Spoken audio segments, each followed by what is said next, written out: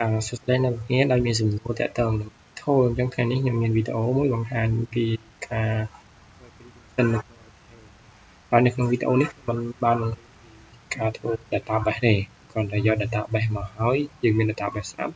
ហើយយកមកធ្វើ prediction បែប ATOL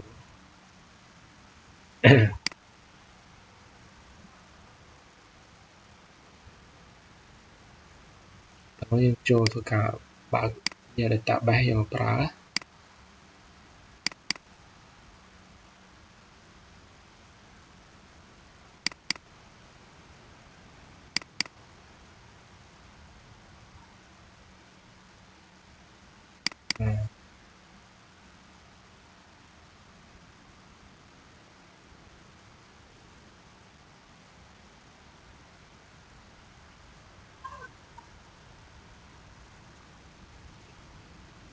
ចាំធ្វើការកំពុងតែ import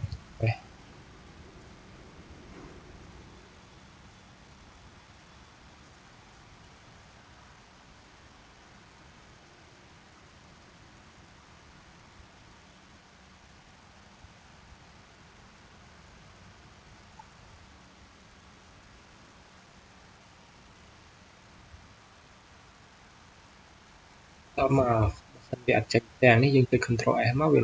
ទាំង transmitter file here side virtual side ទៅកាយ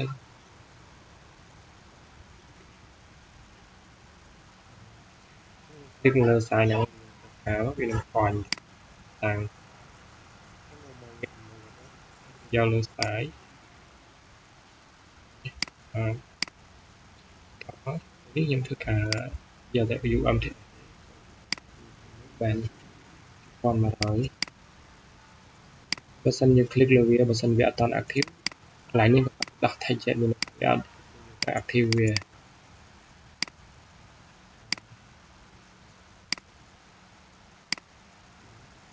ហើយតាម active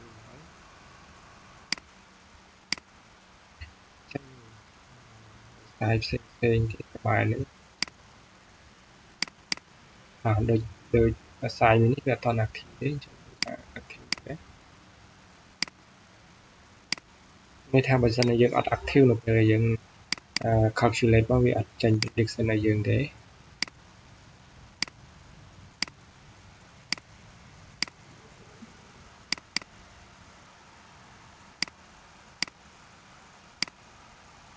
តពី active យើងទៅ filter យក side ដែលយើង click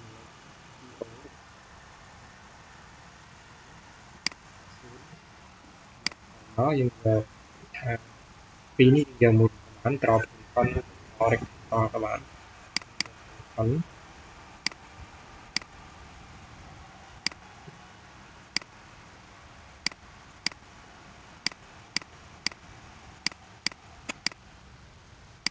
តែដែល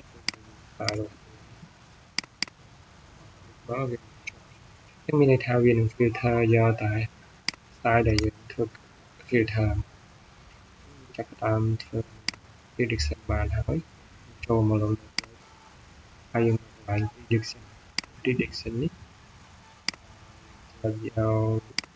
21ហើយបើស្ដាំយកពីថា calculate ដល់យើងតោះមកយើងការ export prediction នេះការ export នេះតបជា tab file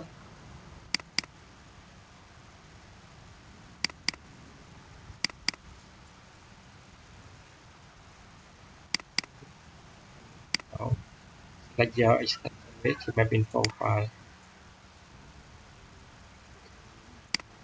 ទៅការ replace មួយចាស់ការ replace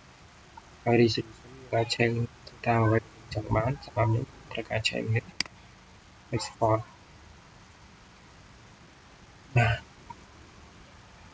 ហើយសម្រាប់ system ផ្សេងhere ក៏ដូចគ្នាគឺយើង unselect យកមកឧទាហរណ៍ថាយើងយក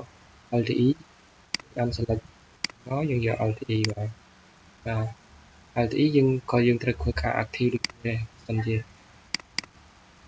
វាអត់តាន់ active ការ active អញ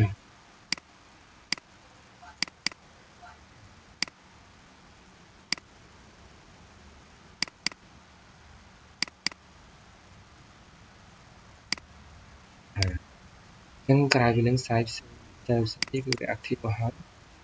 តែត្រូវការ active ហើយយើងងាកមកនឹង relation ដែរយើងបានមកស្ដាំមកយើង calculate ដូចនេះការ calculate ដែរ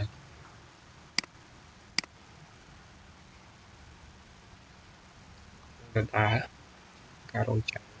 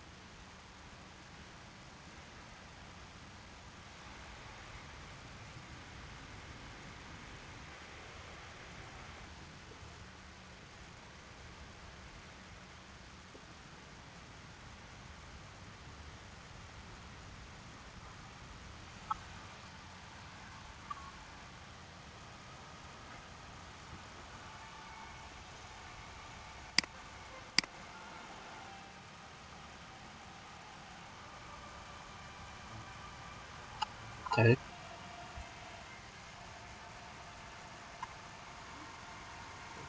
ការរងចាំការងារ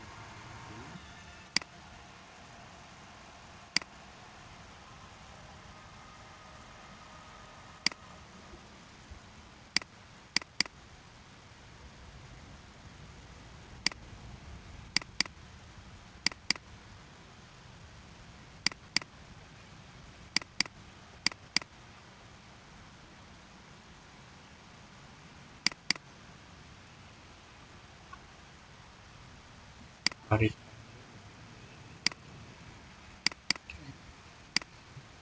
មកហើយការ export ដូចតែ right click ហើយ export coverage ចំណុច add file ការ replace វា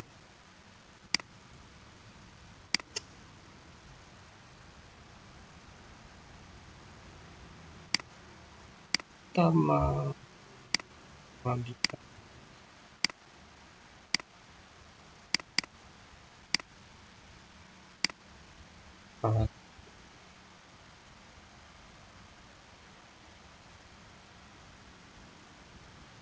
តពីការ export យើងអាចយកវាមកប្រើប្រាស់បាន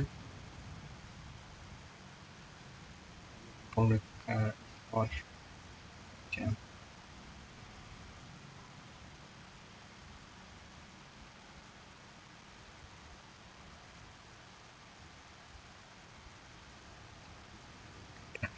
ក្នុងកន្លែងនេះឧទាហរណ៍ថាខ្ញុំចង់ export យកទៅ prediction ដូចដក85ឬដក95យើងអាចធ្វើបានឬក៏ដកប្រមាណបានថានេះគឺធ្វើការ clone វាហើយមកស្ដាំមកយើងយកពាក្យថា clone យើងនឹងបាន legend ថ្មីមួយកន្លែងនេះអញ្ចឹងយើង click ខ្វះមកយើងយក property ក្នុងកន្លែង condition display មានន័យថាយើងអាចកែប្រែវាបានឧទាហរណ៍ថាយើងអត់យកធ្វើការ delete បាន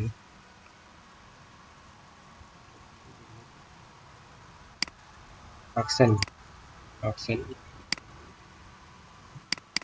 ហើយយើងអត់ត្រូវការយើងយក delete តាមទៅបង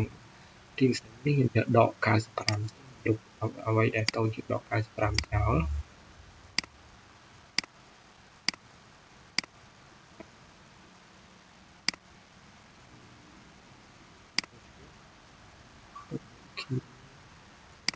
ហើយមក